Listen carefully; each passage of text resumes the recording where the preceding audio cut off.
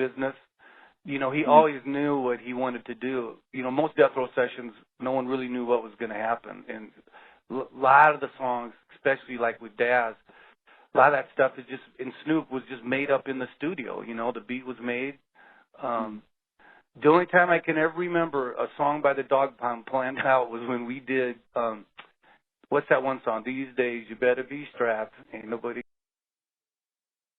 Yeah, because the night they were at some party and somebody unloaded on the Dog Pound and they missed them.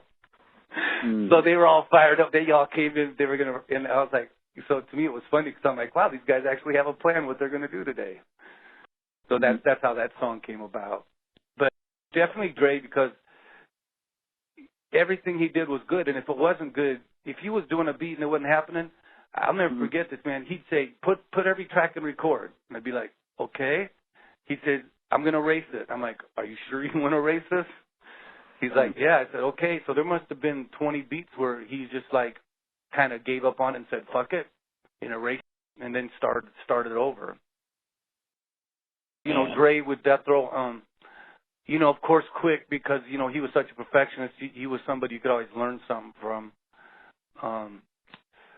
You know, Daz was fun because, you know, when he started out, he wasn't, you know, he was fresh to the game as a rapper, and he just pretty much taught himself how to produce.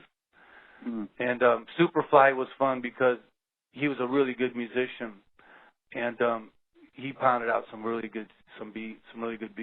You know what I mean? The other producer would be, you know, for those like the Hurt 'em Bad and them guys, those things happened so fast it didn't even really work with them. They would bring the equipment and drop the beats, and then they would run back in the studio and start working on another beat. So they wouldn't even hear the vocals or the final mixes.